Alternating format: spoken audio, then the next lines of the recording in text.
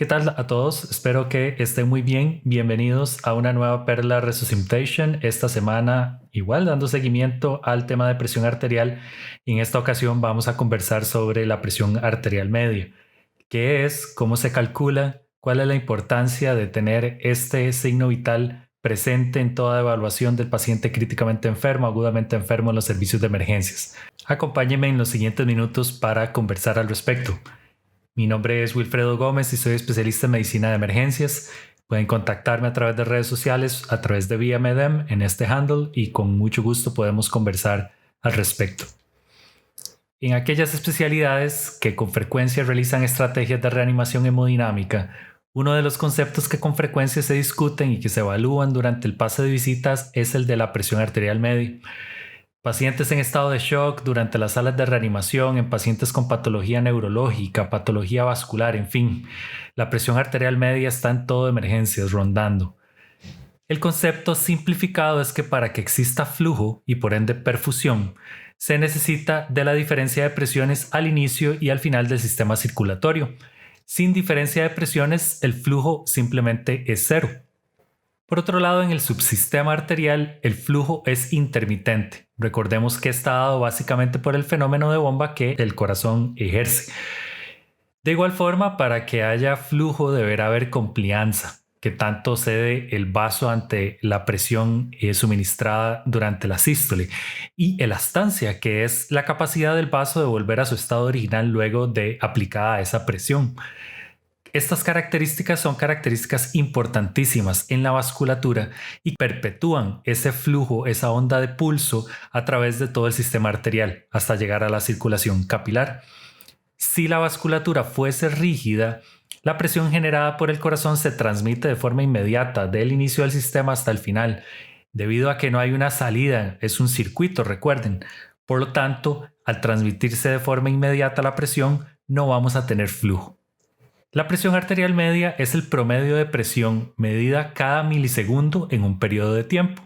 Nótese que no es un momento único y no es tampoco el promedio de la presión sistólica o la presión diastólica, porque en condiciones fisiológicas el latido cardíaco es mayoritariamente diastólico. El mayor tiempo de ese latido se va a producir o se va a transcurrir en diástole.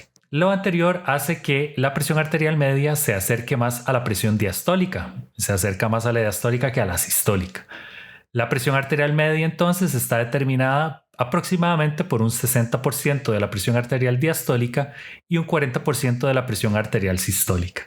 Vean en este gráfico cómo vemos representado justo esto, donde la media se acerca a la diastólica y esa presión media va muy de la mano con respecto a la edad, aumentando conforme pasan los años. Sin embargo, no es un promedio de ambas y en un periodo de tiempo, cuando medimos presiones, los dispositivos transductores de presión arterial van entonces a establecer en un tiempo determinado ese promedio de presiones.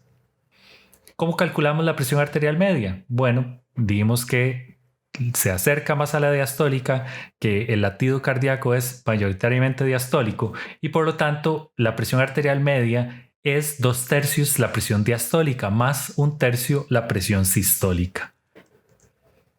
El por qué nos molestamos en mantener a toda costa una presión arterial media en el paciente en estado de choque es que aún en presencia de bajo gasto es el mantener esa diferencia de presiones en el circuito el objetivo principal. ¿Para qué? Para mantener flujo a cerebro, a corazón primordialmente, porque en otros sitios el flujo puede estar disminuido hasta en 1/3, incluso hasta en 1/4, debido a vasoconstricción. Desde el punto de vista práctico, la hipotensión no significa nada si no correlacionamos con un nivel de perfusión. Y entonces a la hora de evaluar un paciente hipotenso tenemos que establecer la presencia de mala perfusión o datos clínicos de shock. El llenado capilar, la presencia de niveles fríos, el puntaje de moteado, alteración del estado de conciencia, oliguria, son elementos clínicos que nos advierten la presencia de mala perfusión. Cuando un paciente se documenta hipotenso, ya los mecanismos compensatorios se habrán sobrepasado, con lo que el paciente estaría perdiendo ya el partido varios goles a 0 en ese momento. De ahí que a toda costa nosotros deberíamos evitar presiones arteriales sistólicas menores a 80, presiones diastólicas menores a 49 y sobre todo presiones arteriales medias menores a 55.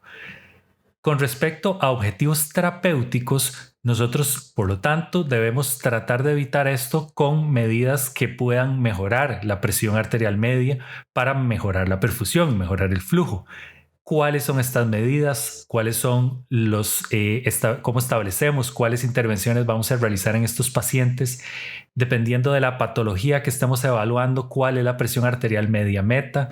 Esas y muchos más detalles del arte de la reanimación en diferentes circunstancias clínicas puedes tenerlas en nuestro curso de reanimación. Básicamente en este momento el concepto es, si un paciente está hipotenso y tiene una presión arterial media disminuida, primero evalúe si el paciente tiene datos de mala perfusión y si sí los tiene, inicie inmediatamente tratamiento, haciendo un diagnóstico no solo del síndrome shock, sino de la causa de ese paciente, del por qué ese paciente está en shock, e intervenga desde el punto de vista práctico con aquellas estrategias e intervenciones que van a mejorar el pronóstico del paciente y eventualmente pues sacarlo del estado de shock y curar la causa que lo tiene en nuestro servicio. Muchísimas gracias. Nos vemos la próxima semana con una perla nueva Resuscitation. Nos vemos.